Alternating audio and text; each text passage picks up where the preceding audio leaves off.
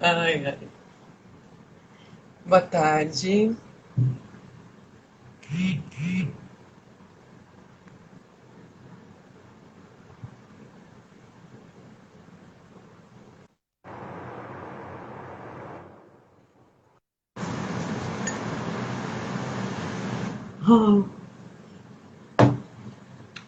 Esperando o professor Nogueira.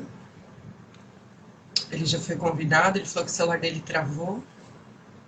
Aguardar ele, daqui a pouquinho ele chega. Boa tarde, meu povo.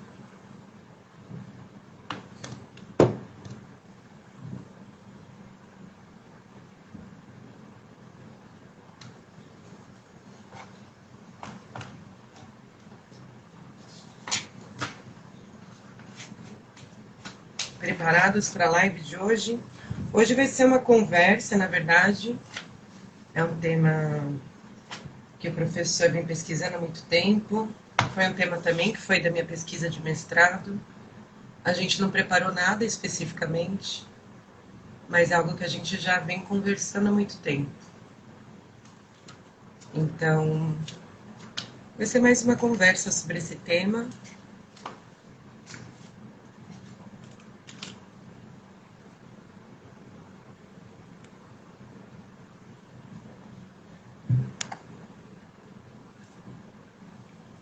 Aparece aí para vocês o título do vídeo?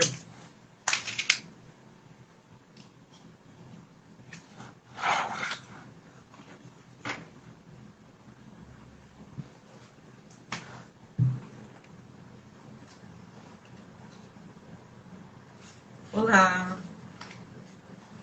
Ué, deixa eu ver aqui. Aparece? Então tá ótimo.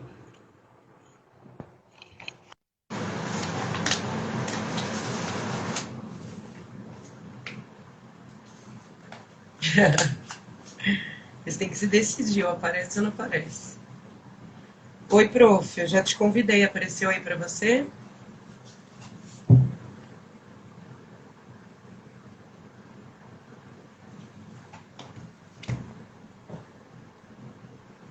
Olá, olá, sejam bem-vindos.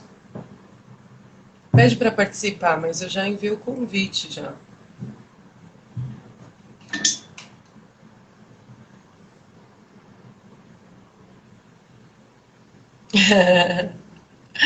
Já tá tudo esquentadinho, só esperando a sua chegada.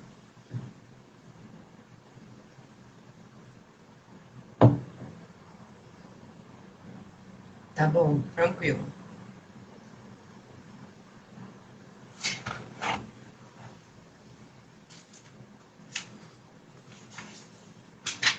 Agora sim.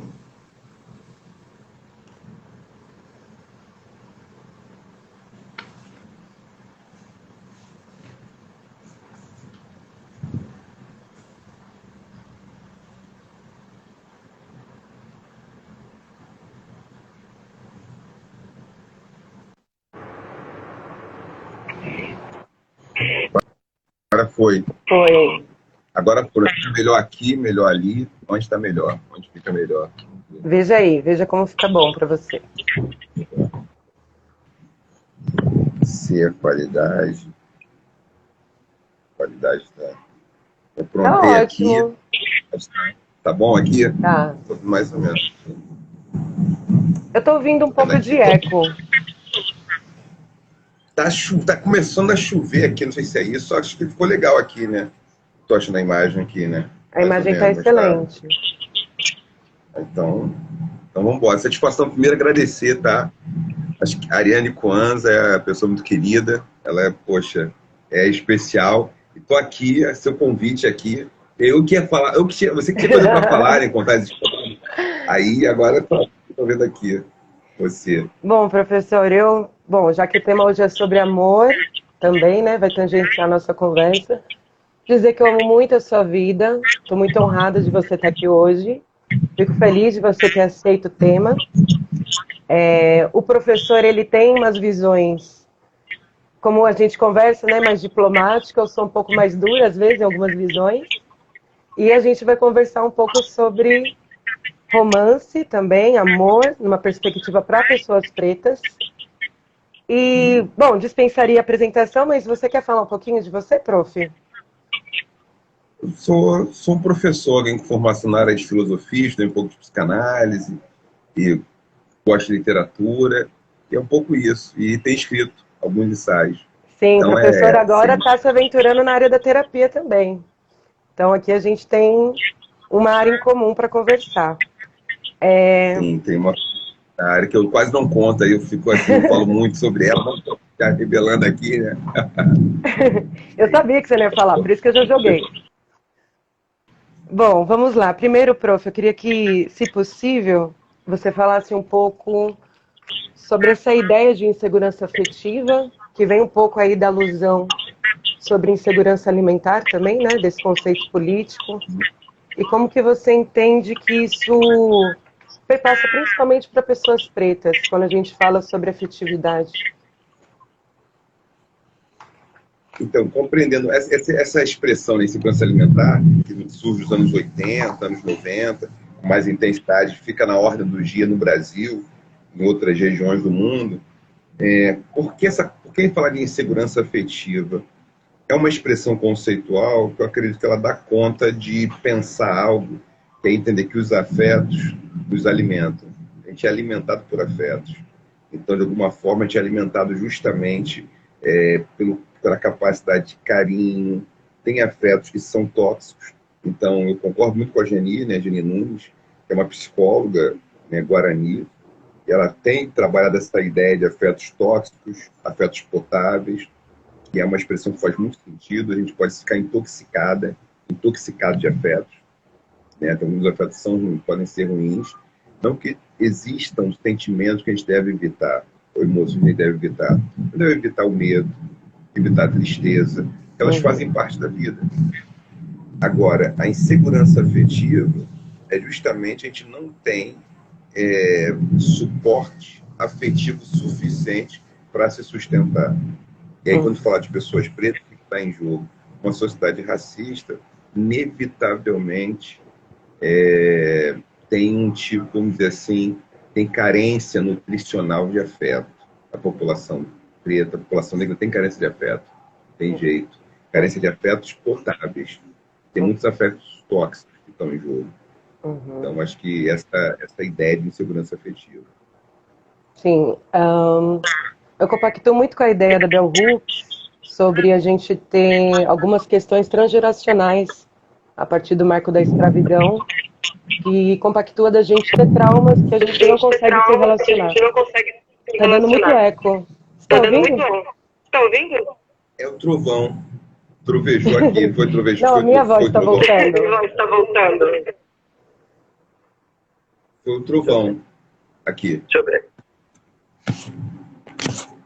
Você está de fone, professor? Você está de fone, professor? Não, estou sem fone. Posso botar o fone. O problema do fone é só um. O fone que eu posso colocar, esse fone aqui é um fone que eu gosto até, mas ele deixa o telefone ligar. O telefone acaba ligando, né? Isso é um problema. Se alguém me chamar, porque eu estou no não perturbe. E aí ele sai do não perturbe, né? Ele acaba acendendo ligações. Esse é o único problema. Mas acho que é o trovão. Vou fechar a janela aqui. Acho que é o trovão mesmo. Não, a minha voz ela tá voltando. Tenta colocar o fone para ver se fica melhor. Para ver se... Deixa eu botar aqui.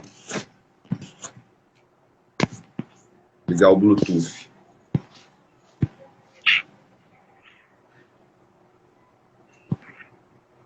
Porque eu não estou com o fone aqui em mãos, o fone. Eu tenho um fone aqui. Vamos ver se vai funcionar. Esse fone aqui. Se vai funcionar.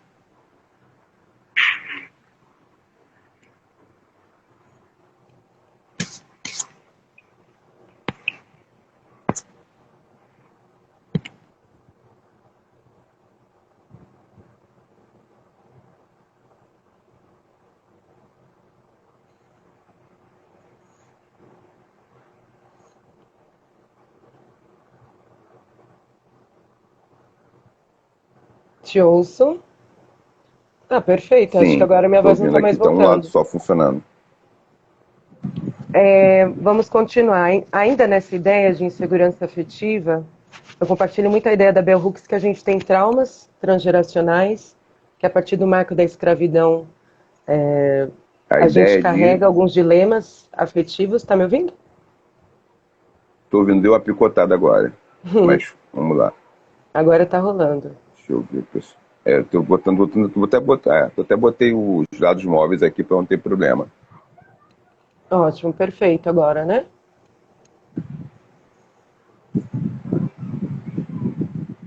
Tá me ouvindo bem? Excelente.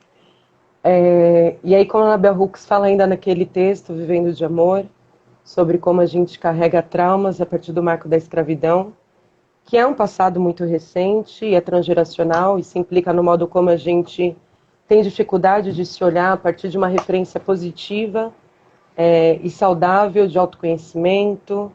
Você fala sobre um conceito de autointimidade também, que depois eu quero ouvir um pouquinho. E a partir disso, como que você entende que essa construção da ideia do romance, que ele tem um marco muito do Ocidente e que depois captura, né, com a globalização, os sentidos de cultura que a gente vive, como você entende que essa ideia ocidental de romance pode prejudicar pessoas pretas nesse caminho de se auto-perceber a partir da própria historiografia, de uma perspectiva de amor que não seja ocidental também? Porque essa ideia de romance, ela não funciona nem para a branquitude, que está para a gente também. Como que você entende que dentro dessa ideia de que a gente é subnutrido de referências, de que a gente vem com esses traumas que são transgeracionais, o romance ele pode também vir aí como mais um lugar que pode capturar sentidos, pode nos afastar de ver a gente com os nossos reais problemas e pela nossa própria humanidade.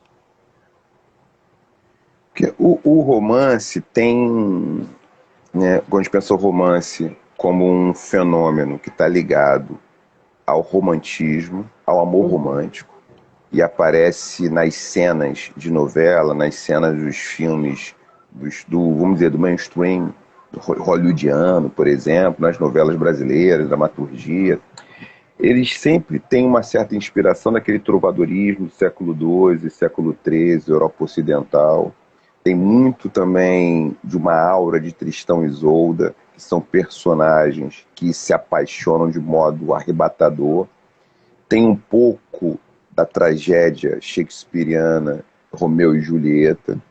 Então tem muito isso na hora do romance, que é um tipo de força incontrolável, né? Quando a gente fala do relacionamento afetivo, conjugal, namoros, que é a força imponderável do amor. É como se o amor fosse uma força imponderável e as pessoas se apaixonam e elas movem mundos e fundos para ficar com a pessoa amada. E é como se não tivesse alternativa. O amor é um imponderável. Então a gente luta contra tudo e contra todos para poder ficar com a pessoa amada. Isso aparece ali em Romeu e Julieta, quando os Montecchi, os Capuleto, das famílias, né, de Romeu e Julieta, famílias rivais, essa rivalidade social, política, ela não tem força para barrar o sentimento do amor. O amor é mais forte do que isso. Então, o problema do romance é que ele está dentro de uma concepção, amor romântico, essa noção de romancear os encontros, ele está dentro de uma concepção ocidental, pequeno-burguesa, de relacionamento, né, que tem a ver com propriedade, o patrimônio tem relação com o patrimônio, e tem ainda um problema que é de ordem, vamos dizer assim, de caráter estético. O que é uma pessoa bonita? O que é uma pessoa digna de ser amada? Numa sociedade racista, a insegurança afetiva tem a ver também com as condições históricas, sociais. Esse é um filme transgeracional, do da Bell Hooks, que faz com que que nós sejamos pessoas menos suscetíveis de despertar amor. Então esse é um problema também. Então aí o Fanon, né? Pele negra, máscaras brancas, que é a máscara branca. Então, para ser amada, o que a gente precisa fazer? É como se tivesse que ter um processo, sim, de usar essa máscara para isso. E, ao mesmo tempo, será que esse formato de amor nos serve? Serve para alguém? Então, o amor romântico é alguma coisa que a gente já está nítido que tem problemas, que tem empecilhos para a gente ter uma vida mais satisfatória com mais qualidade afetiva.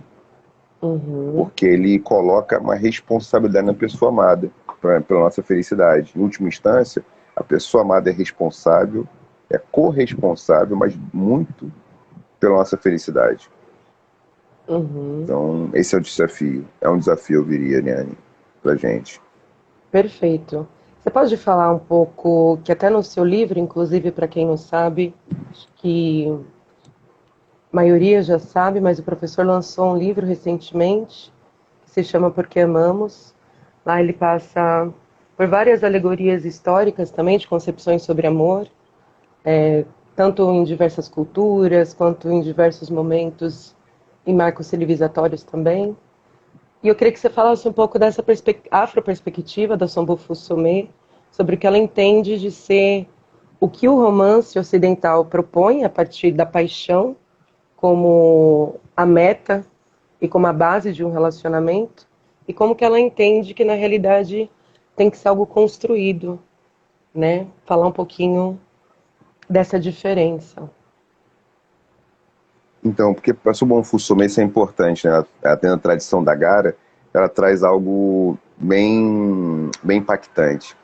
Ela traz uma noção muito bacana, muito interessante, de que a relação amorosa, que o romance é um problema, que o romance ele mascara e ele impede que a gente faça um tipo de percurso que envolve uma canção do espírito. Espírito, a gente pode traduzir como vida, ou seja, uma canção vital, uma canção da vida que a gente se conecta com outras vidas e nessa relação com outra pessoa a gente pode fazer um percurso. Inclusive, a relação com outras pessoas, uma pessoa amada, e ela também fala em vários formatos, né, de relacionamento, de trazer energia para o relacionamento. Ela comenta, inclusive, até a poligamia também, ou a policonjugalidade ali, ela comenta isso, que é uma coisa pouco falada, né, pouco mencionada, porque não necessariamente as culturas africanas em geral, uma afro-perspectiva, a cultura africana, ou África global, a monogamia não era uma regra em todas as sociedades africanas, pelo contrário, era muito frequente em relações policonjugais, ou seja, conforme a sociedade, conforme a cultura, conforme a densidade demográfica de mulheres e homens, tinha certos arranjos para que ninguém fique sozinho. Isso é o mais importante. Não ficar sozinho para encontrar o seu caminho, encontrar a melhor forma de você promover o bem-estar naquela sociedade, naquela cultura. Isso é o mais importante. Isso já descentraliza, então, essa perspectiva ocidental também do relacionamento como algo que vai suprir o meu desejo, como algo do hedonismo, né? Nessa perspectiva, a relação está a serviço da comunidade mesmo, né? Os arranjos, eles se fazem a partir das questões demográficas, como você falou, das questões políticas também. Então, a gente já tem também essa diferença. O que eu percebo muito, e não só como psicóloga, mas nos estudos, e é algo também que a Bell Hooks traz naquele livro recém-publicado, né, Tudo sobre Amor, que pessoas pretas, a partir mesmo desse trauma que a gente tem desde a infância, de estar num país onde a gente não tem acesso à nossa própria religião, a gente não se vê nos livros, enfim. A gente já cresce cognitivamente sem uma autorreferência, e como a gente vem de famílias, por muitas vezes, e aí na maioria, de famílias com traumas afetivos, a gente quer ser compensada pelos nossos companheiros. Então as pessoas, elas já entram na relação projetando todas as faltas que ela tem no parceiro. E aí você fala um pouco no seu livro também sobre como que a gente pode saber o que a gente quer numa relação quando a gente nem também se conhece e sabe o que se quer para si. Nessa perspectiva, que a Bell Hooks também fala sobre o amor ele ser um caminho para uma agência, que a gente tem que se responsabilizar pelo nosso amor, tem que se responsabilizar pela nossa cura também. Como que você entende que entrar dentro de relações nessa perspectiva da paixão, nessa perspectiva da projeção de frustração, pode romper relacionamentos de fato por uma via que seja do afeto, da humanidade, e isso que você chama também de autointimidade? A autointimidade pode ser baseado justamente nessa perspectiva, né? Da Subon Fusomé, pensando o autoconhecimento, mas pensando o autoconhecimento numa dimensão também afetiva, ou seja, a forma com que a gente tem acesso aos nossos afetos não é só no âmbito cognitivo e intelectual, mas tem um tipo de compreensão afetiva que envolve que nós possamos, vamos dizer assim, fazer conexão com os nossos sentimentos, emoções, para a gente ter uma sintonia com a gente. Então, assim, tem um tipo de sintonia. Muita gente pode estar em dissintonia, em dissonância afetiva, não saber o que está sentindo, não ter convicção do que sente, para poder justamente negociar no seu relacionamento. Negociar no melhor sentido, no sentido de organizar o tempo que aquelas pessoas têm para investir na relação. Tem que ter um tempo para investir na relação. Isso requer um grau de autoconhecimento, requer um grau de saber quem nós somos. Isso é fundamental. Saber para onde aponta o nosso desejo e saber o que a gente tem a negociar com aquela pessoa, com a pessoa que nós amamos. Pessoa que nós amamos, que nós escolhemos para fazer um percurso. Inclusive para romper o percurso, se for o caso. Pode ser o caso romper o percurso. Você fala muito sobre... Esse é o desafio. No seu livro você falou sobre o amor também ser um ato político, só que você não descreveu muito o sentido que é para você o amor político. Você pode falar um pouco? O que você entende, para pessoas pretas principalmente, o que é o amor enquanto ato político? Essa é uma boa questão. Essa é uma questão que ela tem vários desdobramentos. Falar em um ato político é dizer qual concepção de sociedade nós queremos. Que tipo de sociedade? Então, assim, o relacionamento que a gente estabelece, ele tende a promover um tipo de sociedade. Um tipo de um formato, os formatos de família, formato, a maneira como a gente estabelece a relação com o outro. Então, fazer política é a relação, ou seja, dizer que uma pessoa é casada, dizer que uma pessoa namora, não diz muito. Se a gente não tiver uma percepção, vamos dizer, de sintonia fina, qual é o detalhe, qual é o ordenamento daquela relação. Precisa saber isso. Qual tipo de relacionamento a gente estabelece. Então, é político por uma razão. O que é a política que está em jogo na política? A política é o terreno, o território da negociação de conflitos, da resolução de problemas do comum, do mundo em comum. Então, a gente faz política pública, a gente faz programas que servem para atender certas pessoas, certos nichos, certos grupos. Então, o amor como ato político, ele é um convite para que a gente possa estabelecer as formas como a gente quer se relacionar com o mundo, como a gente se relaciona com o amor. Isso inclui quem a gente escolhe para um relacionamento, inclui a capacidade que essa pessoa tem de compor conosco um programa, um projeto de mundo, um projeto de vida. Isso é um ato político. Ou seja, como é que eu quero conceber o mundo? Vamos supor, um casal, se fosse um casal negro, tem filhos, e eles têm divergências sobre... duas pessoas têm filhos, estão casadas, sobre como cuidar do cabelo da filha, cuidar do cabelo do filho. Isso vai ser um motivo de conflito. Né? Porque tem uma estética que, de repente, uma das partes quer e a outra não quer. Vamos ter que ter um conflito para negociar como vai ser isso. Se vai alisar ou não o cabelo daquela menina. Alisa ou não alisa. Então, se isso estiver mais organizado, mais estruturado, a gente consegue sim, vamos dizer assim, se organizar, a gente consegue ter uma relação onde a frustração possa ser trabalhada. Então, o fazer político num relacionamento é dizer qual o nosso projeto de vida, junto com aquela pessoa, junto conosco, e conosco mesmo. Isso não é simples, isso não é nada fácil, isso dá muito trabalho. Então, amor como fazer político é muito trabalho, porque não dá para ficar no piloto automático. Não tem um momento que possa ser piloto automático. A gente tem que pilotar o tempo todo o percurso que a gente vai fazer. Essa é a maior dificuldade.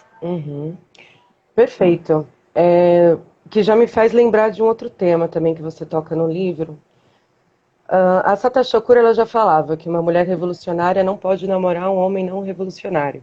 O próprio Malcolm X também falava que a família preta era uma maneira da gente se organizar economicamente, era uma maneira da gente poder garantir uma educação de base não colonialista para os filhos, era uma maneira também da gente garantir sobrevivência física.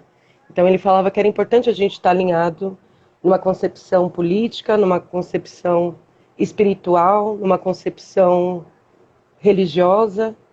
E esses autores, né, esses que nem, enfim, são autores, mas são ícones da luta preta, eles já antecipam coisas que hoje, na modernidade, os terapeutas falam, que é sobre ter afinidade de visão de mundo, de cosmovisão, de futuro, para um relacionamento ter, de fato, uma perspectiva de um projeto a longo prazo. No livro você traz algumas coisas que você considera que é importante da gente poder entrar em sintonia quando a gente pensa em ter uma relação. Eu queria que você falasse desses pontos que você considera que é importante numa relação. Então, a gente tem alguns pontos. Eu acredito que a gente vai falar fundamentalmente afinidade, gostos e interesses é um ponto importante. Então tem gostos em comum, atração sexual, né, sintonia é outro ponto importante. Tem uma sintonia de mundo corporal, se encaixa bem. Isso não é a única coisa, mas é importante. Se o ciclo de vida é o mesmo que ambos estão, então vamos supor, você trabalha, digamos, 15 horas por dia, todos os dias. Outra pessoa está numa fase que ela não trabalha tanto, vive com menos, sem gerar muita renda. Isso pode dar algum conflito, que você mora, de repente, por conta de vai morar em São Paulo. Outra pessoa quer morar em Muzambinho, no interior do Ceará, vamos supor. Porque já vai ter diferença de mundo. Ah, não, quer ir para lá, ou quer para uma cidade menor, quero ir ter uma vida mais calma. Então, se estão em ciclos de vidas diferentes, no outro ciclo, pode ser problemático, sabe? Então, esse é um fator importante. Se não está bem sexualmente, vai ter problema, sabe? Então, tem que ponderar essas coisas todas, que elas acontecem, mas não só tão espontaneamente, que elas são trabalhadas. Nós trabalhamos isso. Isso, para mim, tira completamente essa ideia de que o sentimento por si só basta para uma relação dar certo. Eu acho que essa é a questão mais central, de que existem várias variáveis que apenas a atração ou o que a gente chama de paixão não é o suficiente, né, para poder fazer uma relação dar certo. Pensando nisso, qual diferenciação você faz de paixão e de amor? Então, eu vejo paixão e amor. Eu vejo paixão e amor, preferencialmente, a gente pode ver como afetos de categorias bem distintas. E a paixão como alguma coisa que aquece muito o encontro, né, que é muito intensa e aguda. E o amor como um sentimento crônico. Eu gosto de pensar a paixão e o amor propriamente dito, e aí a paixão como uma fase do amor. Uma fase que ocorre geralmente no início de um relacionamento, porque tem muita atração e aí tem sinais fisiológicos bem delimitados, bem marcados. Então, palpitação, borboletear o estômago, a pessoa sente aquilo, enquanto o amor é um processo de construção, onde as pessoas têm um projeto juntas e não basta só atração, não basta só esse arrebatamento encantador, que é encontrar alguém que nos contemple, que tem uma beleza estonteante. É mais do que isso. Entendo. E para você, qual que é o grande dilema hoje em relação a gente se olhar com amor, em relação a pessoas pretas? Porque a gente liga muito o amor nessa perspectiva apenas romântica mesmo, né?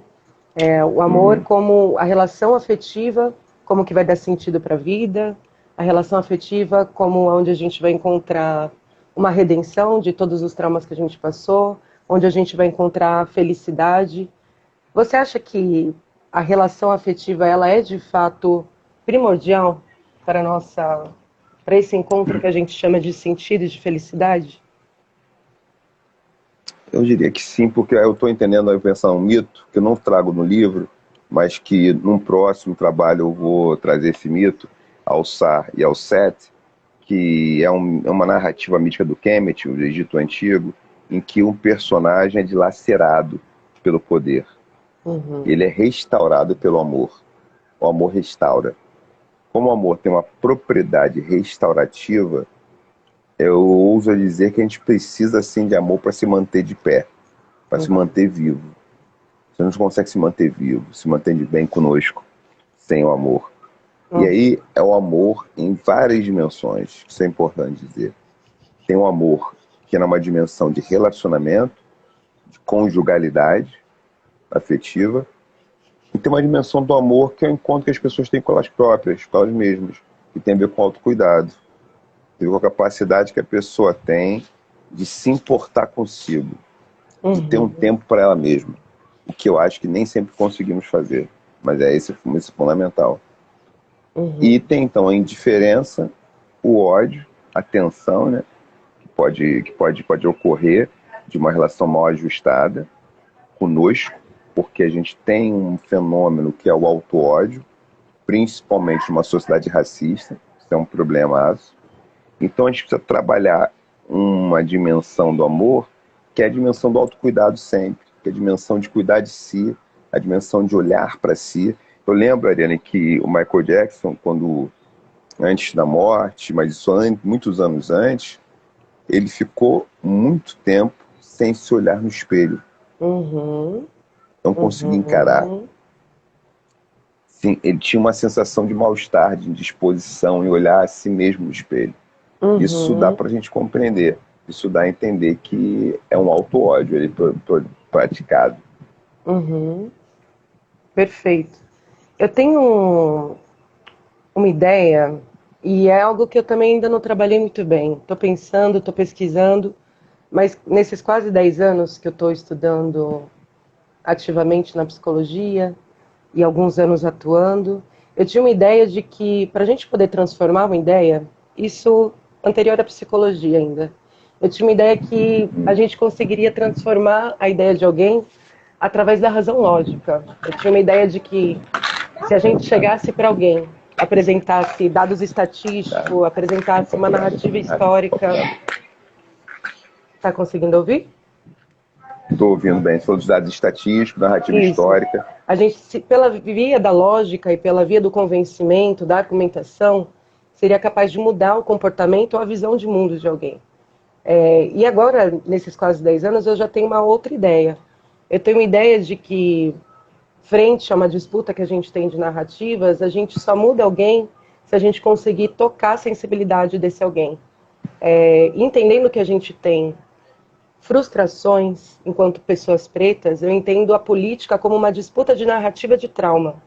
A gente se filia a alguma organização política, a gente se filia a alguma espiritualidade que vai disputar a narrativa principalmente dos traumas.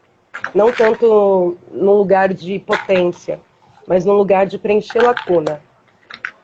E isso, do meu ponto de vista, vai até de encontro com essa visão afroperspectiva de cosmosensibilidade, que a gente raciocina com o coração. Antes da gente conseguir ter uma razão lógica, a razão lá entra primeiro pelo coração. Então, eu entendo isso também do amor como um lugar político também. A gente não muda ninguém. Se a gente vê, por exemplo, qual que é o dado de sucesso de ressocialização de adictos, a igreja tem muito mais dado de sucesso do que os próprios órgãos governamentais, que tentam explicar o que é adicção, tenta explicar que faz mal para a saúde, tenta dar sentidos para a pessoa poder fazer uma redução de danos. Já a igreja não, ela dá um sentido, ela dá um propósito. Ela faz com que a pessoa sofrer abstinência ou resistir uma tentação tenha um lugar ali de valor. Isso, para mim, é uma disputa de narrativa afetiva também. Faz sentido o que eu estou dizendo? Entendendo isso, o que você acha, então? Você acha que o amor ele tem um sentido inato, ele tem um sentido puro? Você acha que a gente consegue amar sem estar afiliado a alguma agência política, por exemplo? Nessa ideia que a Bell Hooks também fala sobre o amor como uma agência política, você acha que é possível a gente amar alguém sem estar afiliado a qualquer razão política? Boa questão. Eu suponho essa uma hipótese que nós somos seres afetivos. Uma hipótese que não é só minha, e eu concordo plenamente com a Menno Mop, que a gente pensa com o coração, que o sentimento é diferente das emoções. Os sentimentos também são ações cognitivas, eles têm esse caráter crônico, né, processual. Então, e o amor, tem uma fantasia em torno do amor, que a gente pode amar tudo e todos. Então tem algumas fantasias, alguns discursos, que eles são também de caráter religioso, que é quase do amor incondicional, né? O amor não é incondicional, e a gente não tem energia para amar tudo e todos o tempo todo, com a mesma intensidade.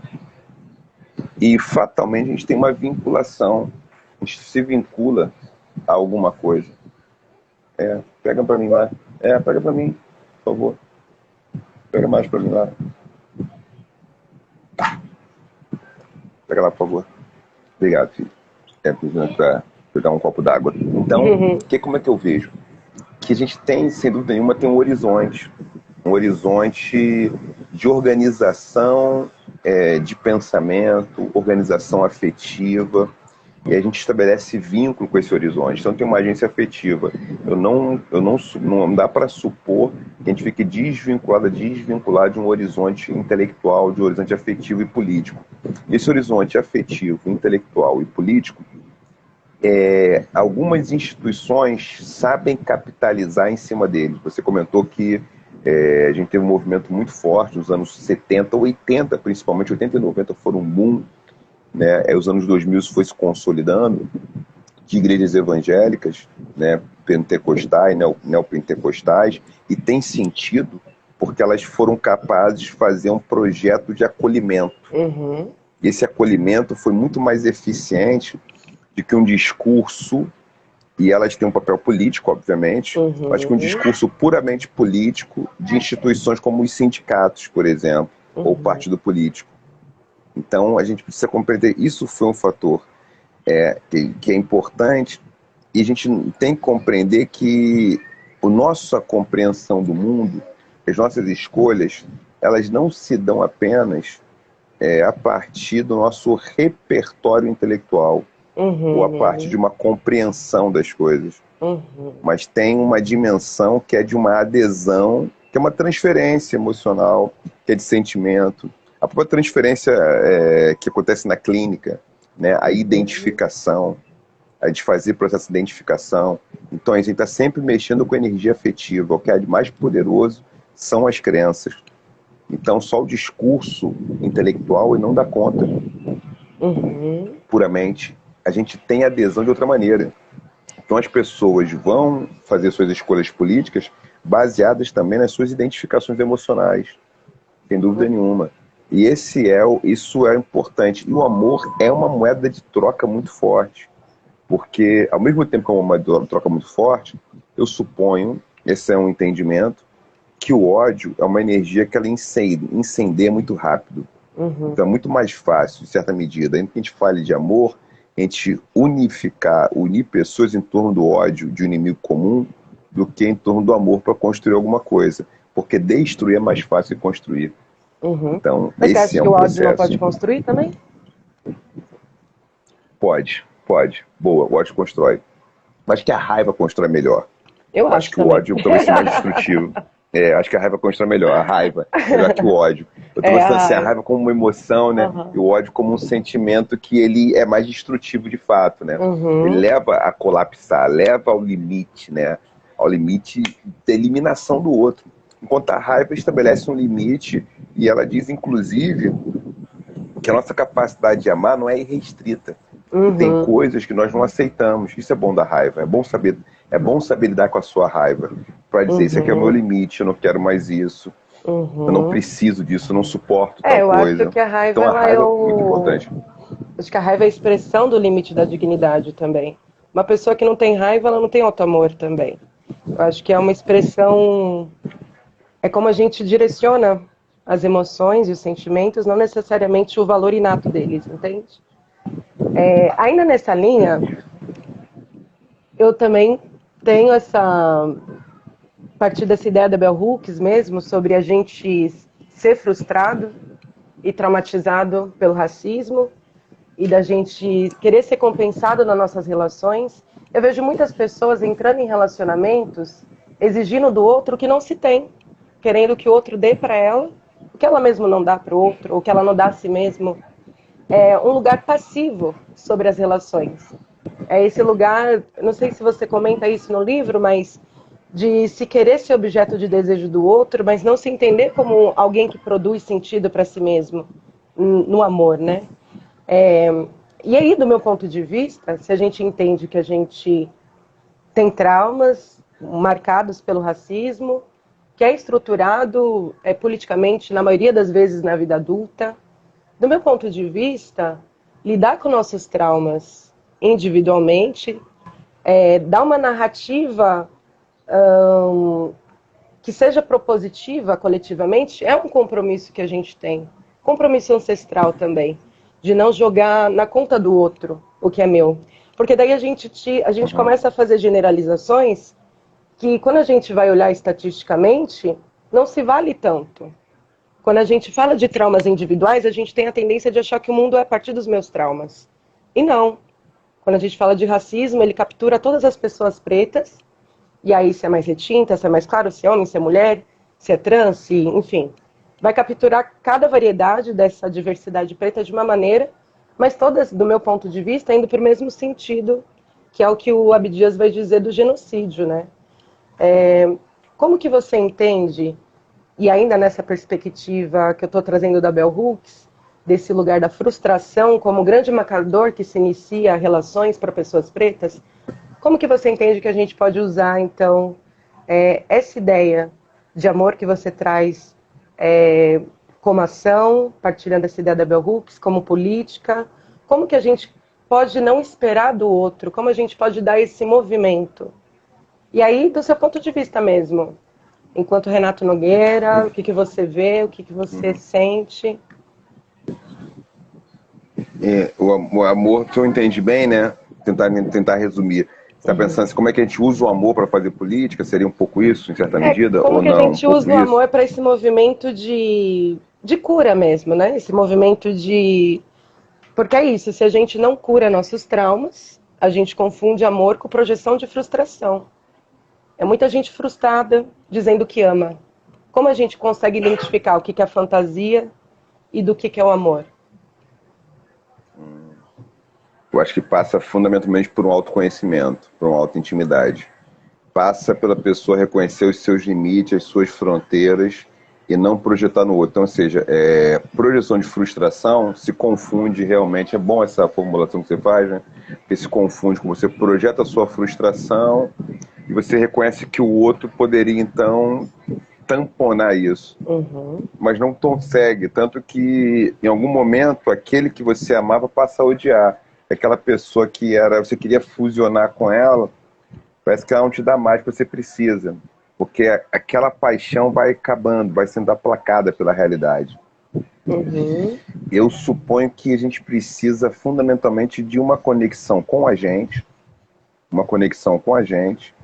de muito autocuidado, de reconhecer os nossos limites, de reconhecer uma coisa importante, os nossos desejos, reconhecer a nossa humanidade, então a nossa tristeza, a nossa falta, nossos problemas, para poder entrar numa relação sem fraude, ou sem ser por favor, ou sem ser por fraude, projetando coisa que a gente não é.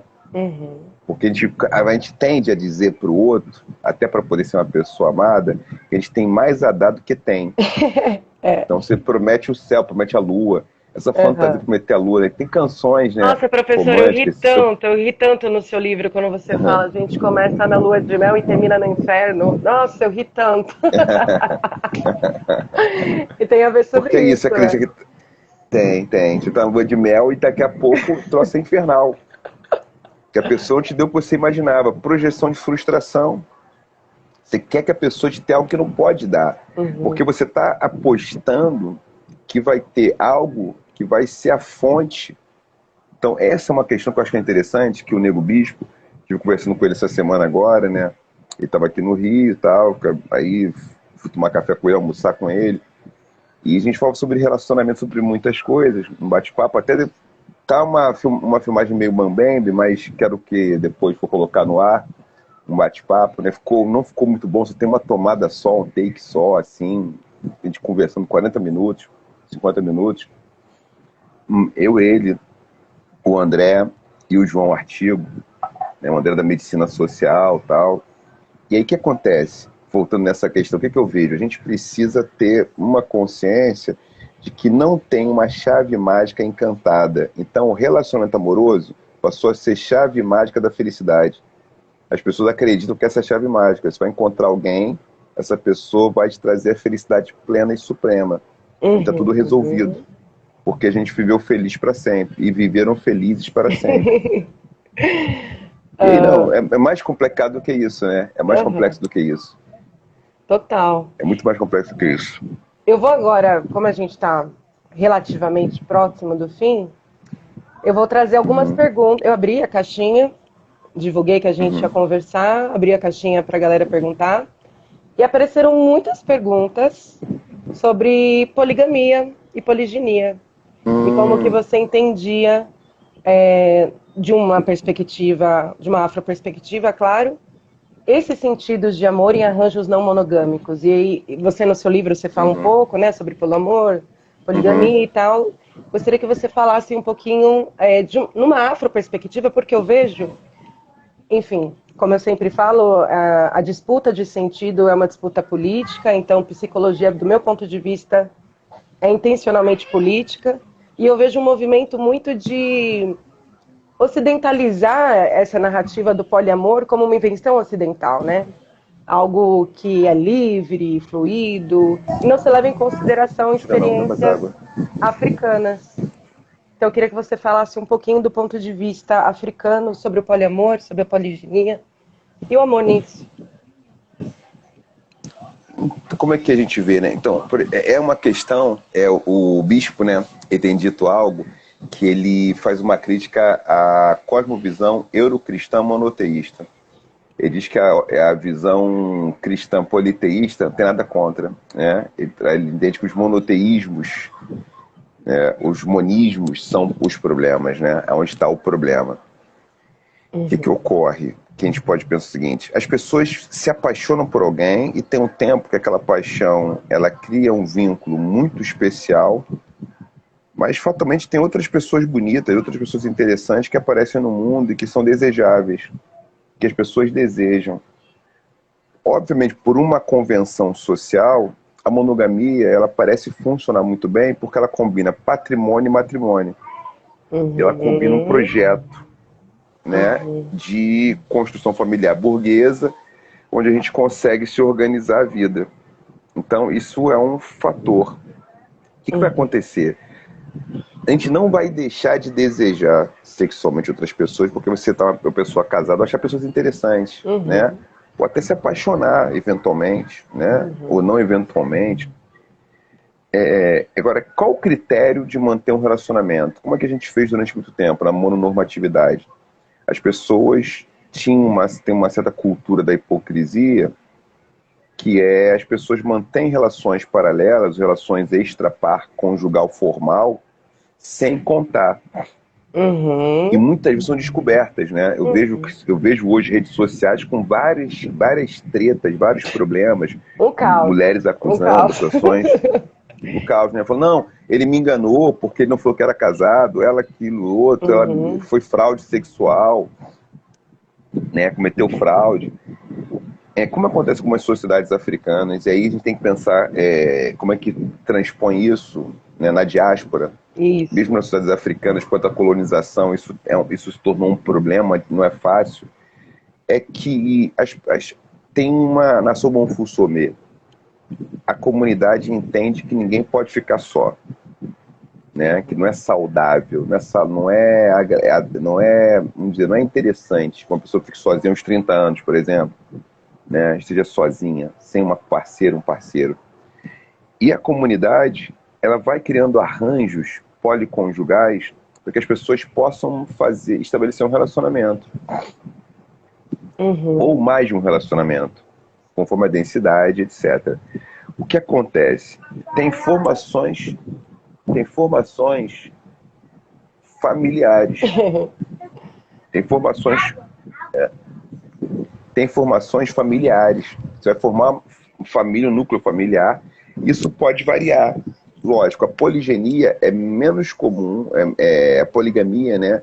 Tem poligamia, poliandria. A poliandria, né? Uma mulher com outros relacionamentos, né? Mais de um relacionamento, é menos comum. Eu comento no livro os Odabi, né? O povo Odabi, onde você tem uma mulher casada às vezes com mais de um homem, né? Com um primo, com um irmão. Isso é menos comum, porque geralmente tem a ver com a densidade demográfica, a quantidade de mulheres que tem numa comunidade, a quantidade de homens. Então, numa sociedade que tem um número maior de mulheres, o que vai acontecer? Provavelmente, alguns homens vão ter mais de uma esposa. E tem critérios sociais para isso. Isso é um formado. Então, não quer dizer que não seja ali poliamor, entre aspas. O termo poliamor, formalmente, ele aparece nos anos 80 para falar de relacionamentos em que as pessoas escolhem a possibilidade de dar vazão ao seu desejo e de amarem quantas pessoas forem capazes de amar, e ir fazendo acordo com seus parceiros e parceiras sem que isso seja um segredo. Então, essa é uma pauta, né, sendo muito falada. A Geni Nunes, ela é um exemplo, porque ela é uma psicóloga guarani, mas tem outras pessoas, né, a Anne Fonseca, muitas pessoas têm discutido, né, relações não monogâmicas. E aí entram vários formatos não monogâmicos, compreendendo que a monogamia não daria conta do melhor formato. O que eu tenho defendido? Que as pessoas, conforme as circunstâncias, conforme o momento de vida, elas não devem se sentir obrigadas a optar por um formato, qualquer que seja ele. Elas devem optar pelo formato que as deixa mais confortáveis. Eu sou um autor que não gosto muito da tese que as pessoas têm que ficar buscando desconforto. Tem que ficar buscando zona de desconforto, né? Eu acho que buscar conforto afetivo é muito importante. Né? Buscar a própria vida. A vida quer o conforto, a vida quer o equilíbrio, a vida quer o axé equilibrado. Então, buscar ficar em desconforto para encontrar uma barreira e ultrapassar o seu limite pode significar morrer, se matar, ultrapassar o limite, fazer o que você não aguenta fazer, né? Ficar tempos no limite de não comer, no limite de fazer atividades extremas, alto impacto extremo. Então, o que acontece? Algumas pessoas vão ficar mais confortáveis num formato monogâmico, mas pode ser que elas mudem de ideia em algum momento. Então, é preciso que as pessoas encontrem o formato que elas ficam mais confortáveis. É óbvio que tem pressão social em favor da monogamia.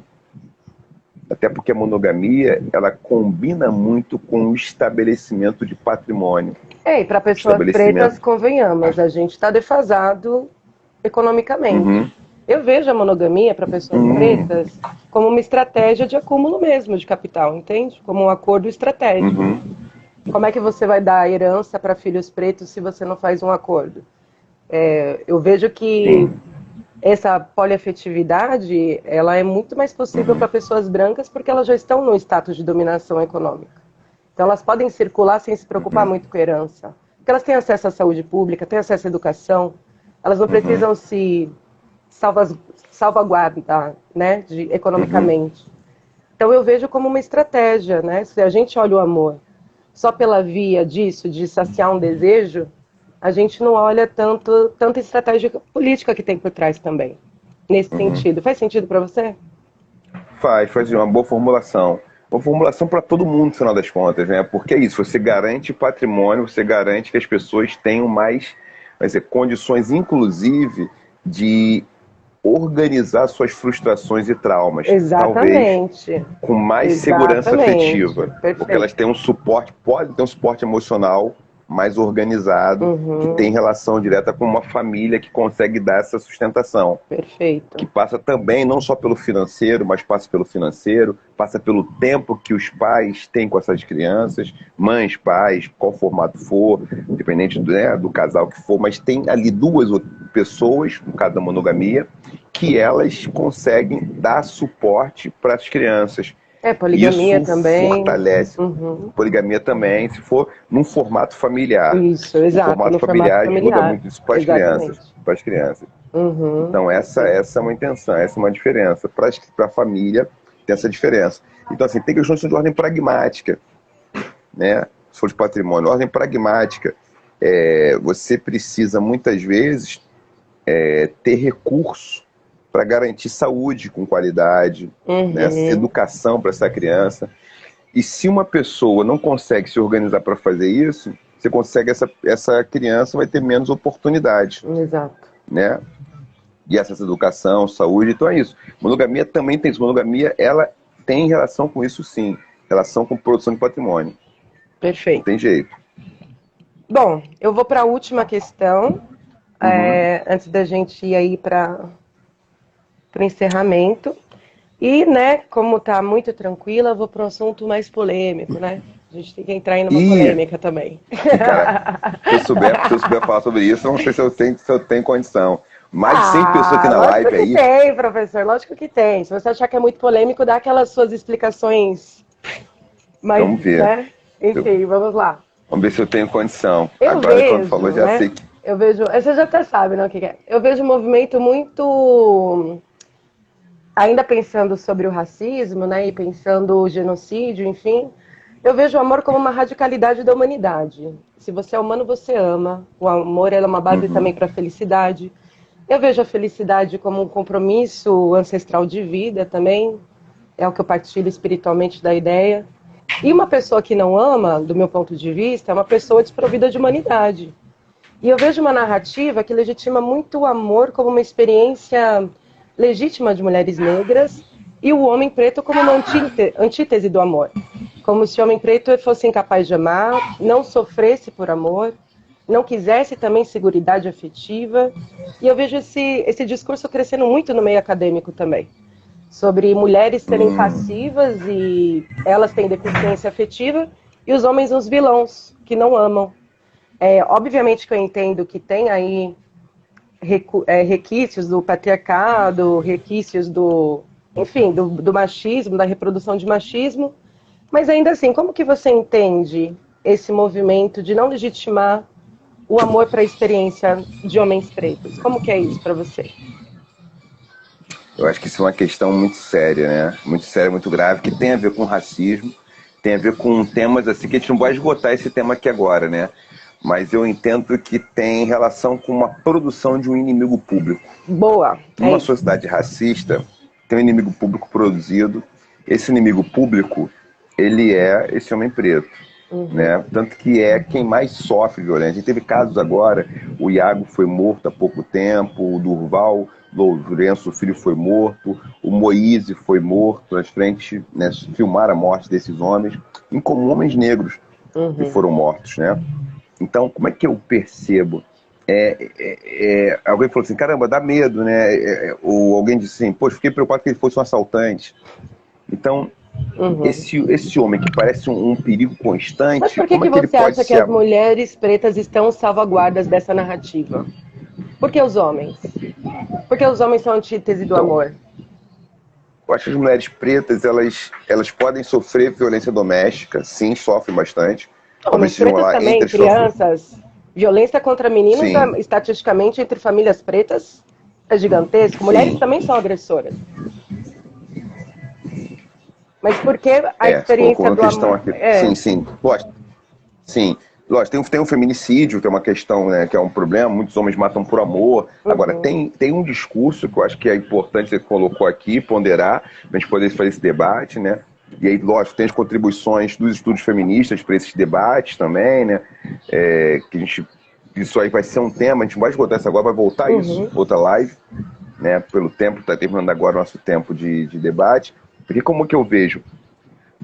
Num dado momento, por conta do processo da escravização, os homens negros foram transformados num monstro, nesse inimigo público número 1. Lembra do Public Enemy, né? Que canta, né? É isso, né? Eram homens que eram enforcados. É óbvio que ele não está falando que a violência doméstica até acontecia entre iguais, e violência contra as mulheres, né? O feminicídio, né? Uma série. Mas tem uma morte que é feita à luz do sol nas ruas, alguém que é abatido, que era esse homem negro que foi abatido, se tornou um alvo. E aí tem uma série de fatores que tem muito a ver com o patriarcado branco. Né? O patriarcado branco, ele de alguma forma se organizou para produzir uma mentalidade, um tipo de mindset, que esse é o inimigo que deve ser colocado como antítese do amor. Ou aquele que só tem energia sexual, mas não tem compromisso afetivo. Animal, né? É uma besta fera. Uma besta fera. Uma besta fera, uma máquina sexual. Mas que não tem interesse em fazer, vamos dizer, estabelecer laços. E aí essa narrativa foi sendo construída, divulgada, e ela acabou se propagando, tornando algo muito forte, né?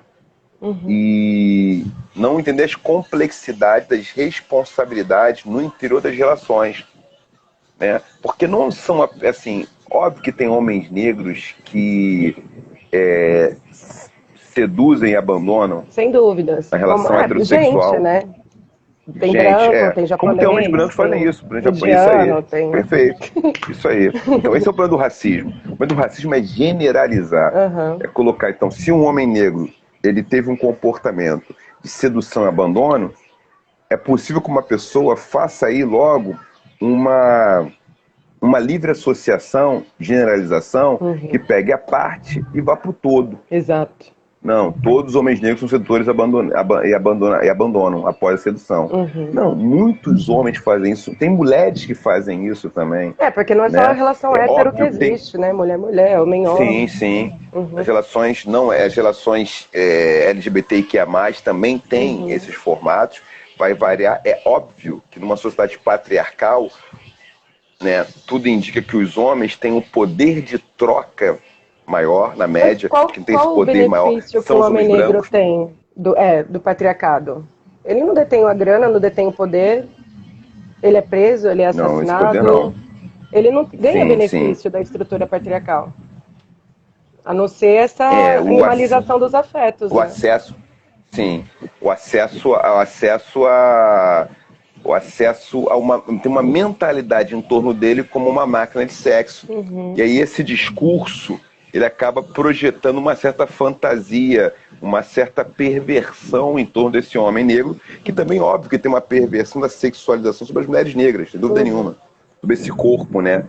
Então tem aqueles discursos, né, pautados no racismo, né? Os homens negros serem muito viris, terem muita alta taxa de testosterona, terem, vamos dizer assim, serem bem dotados sexualmente. Então são discursos que são perigosíssimos. Muito. Perigosíssimos. Porque retira a humanidade. Total. Retira a humanidade. Então esse é o perigo, esse é o risco que a gente tem com isso. Tá? Ai, professor, olha, sou fã, viu? Bom... Vamos voltar, vamos fazer mais uma. Se foi a primeira, a gente vai fazer outra. Vamos até gravar, vamos fazer um curso, vamos montar um curso aí. Gente, a gente tá aí, a gente vai montar um curso sobre filosofia e psicologia preta. Vamos gravar, enfim, vamos articular isso daí. Quero dizer todo o meu amor para você, em ação, em agência, em política. Muito obrigada por ter vindo, por partilhar, por estar sempre no meu caminho também, por comprar minhas ideias muito loucas. Você é sempre bem-vindo aqui. Você quer falar algo aí pra galera sobre amor, sobre, enfim, o que você quiser? Eu acho que a gente trouxe bastante coisa. Vamos deixar gravado essa live e vamos falar com a galera que a gente vai... Ó, sigam aqui, né? psi.kwanza, né? Aqui, psi.kwanza Tena, que é aqui, né? A Ariane. Me sigam, quem já me segue aí, o Nogueira Oficial. E me comprem o livro do professor, porque amamos. Canal do Nogueira. Né, prof? Mostra o seu livro, você tem aí? Alguma edição? Pois aqui eu não tenho. Aqui eu não tenho mais. Como que você não tem o livro seu, professor? No seu não, porque eu tenho um só que está lá com a... Tá a Carla. Tá no escritório aqui da Carla. Não tá comigo, não. Bom, mas que tinha aqui, não. Acho que eu tenho um. Acho que eu tenho, não. Até tenho. Até tenho. Pensei que eu não tinha, mas tenho.